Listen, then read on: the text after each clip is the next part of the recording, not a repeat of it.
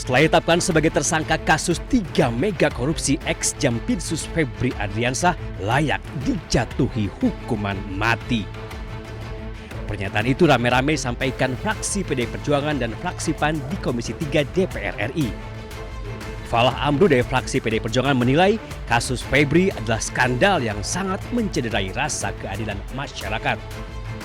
Tentunya skandal dalam proses yang terjadi dan sudah ditetapkan tersangka ini adalah sesuatu yang sungguh sangat memalukan dan sungguh sangat mengecewakan hati nurani rakyat seluruh Indonesia. Oleh karena itu, saya meminta pelaku tersangka diadili yang seberat-beratnya. Kalau bisa dihukum mati. Stali Tiga Uang Endang Agustina dari fraksi PAN juga sampaikan tindakan Febri sangat memalukan yang dilakukan oleh orang yang seharusnya justru memberantas korupsi. Itu sangat mencederai perasaan masyarakat. Masyarakat sedang susah hidupnya, dia yang seharusnya memberantas korupsi, tetapi malah korupsi. Ini sangat memprihatinkan dan harus dihukum berat. Kalau perlu dihukum mati, apa yang seperti sampaikan Kuswal tadi.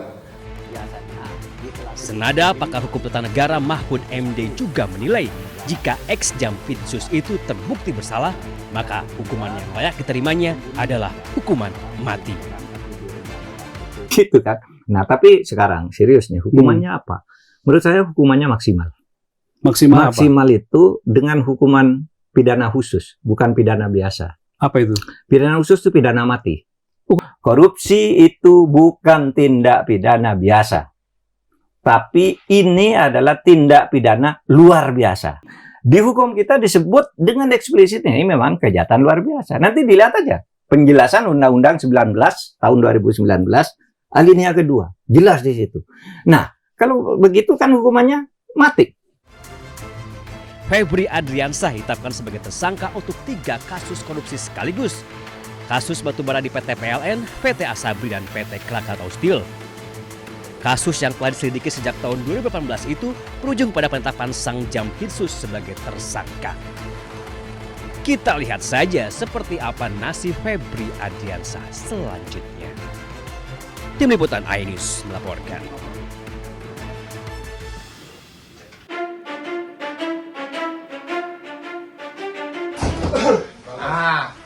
Kami yakin dapat dipertanggungjawabkan. Usai rumahnya digeledah, Febri muncul pertama kali ke publik pada Jumat 10 Juli lalu. Dengan percaya diri, Febri memastikan dirinya masih menjabat sebagai Jampitsus. Febri juga menyebut masih menangani sejumlah kasus, salah satunya adalah kasus tata kelola makan bergizi gratis MBG. Dalam pernyataannya, Febri juga membantah memiliki keterkaitan bisnis dengan salah satu kafe yang digeledah polisi. Febri pun membantah uang yang berada di rumahnya di Sentul adalah miliknya. Namun, sehari setelah pernyataannya, Kejagung pun mengumumkan Febri mundur dari jabatannya sebagai Jampitsus. Di hari yang sama, polisi menetapkan Febri sebagai tersangka.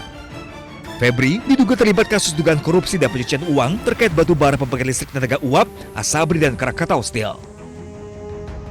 Usai ditetapkan sebagai tersangka, Febri tak lagi muncul di publik. Hingga kini, Febri pun belum ditahan. Surat larangan berpergian ke luar negeri juga telah keluar.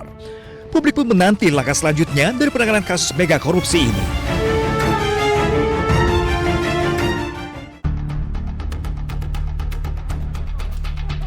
Dua 12 hari menghilang, 2 remaja Arifin Nur Rohmat usia 18 tahun dan temannya yang berusia 15 tahun, warga desa Krinjing, Watu Malang, Wonosobo, ditemukan dalam kondisi tewas di dasar jurang Gunung Bismo Minggu sore. Kedua jenazah ditemukan tim SAR gabungan yang terdiri dari Basarnas gabungan setelah penyisiran intensif selama 12 hari. Proses evakuasi sulit lantaran lokasi kedua jenazah berada di dasar jurang dengan kedalaman kurang lebih 300 meter. Tim Basarnas harus menggunakan peralatan khusus untuk sampai ke lokasi jurang. Medan yang ekstrim membuat proses evakuasi memakan waktu hingga 8 jam. Kedua jenazah dibawa ke RSUD Seconogoro Wonosobo untuk dilakukan pemeriksaan dan otopsi guna mengetahui penyebab pasti kematiannya. Angkatan jenazah bahwa si anak ini ditemukan di dasar jurang yang kedalamannya lebih dari 284 meter, sehingga memerlukan ekstra kerja keras untuk bisa menaikkan anak ini sampai di lokasi atas. Kedua korban hilang setelah berpamitan kepada keluarga untuk bermain ke kawasan hutan Gunung Bismo. Dari Wonosobo, Jawa Tengah, Didik Dono Hartono, iNews melaporkan.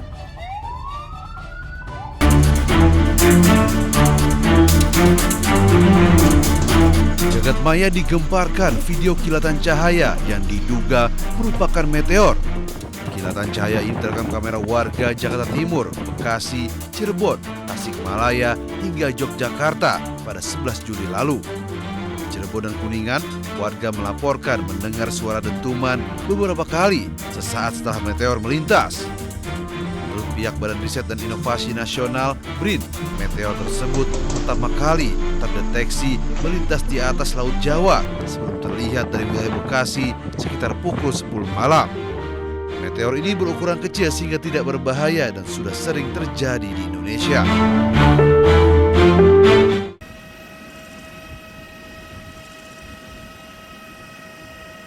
Menteri Luar Negeri Iran Abbas Araghchi telah tiba di ibu kota Oman, Muscat pada Sabtu.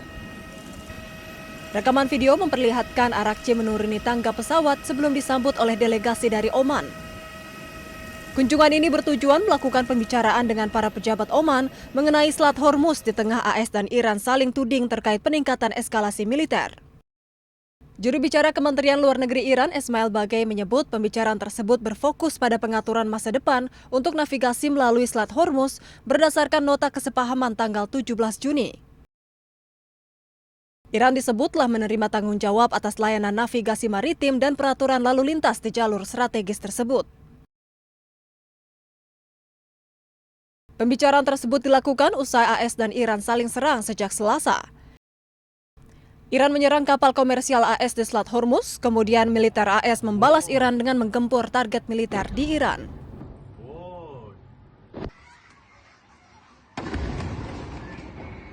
Bandara Bos.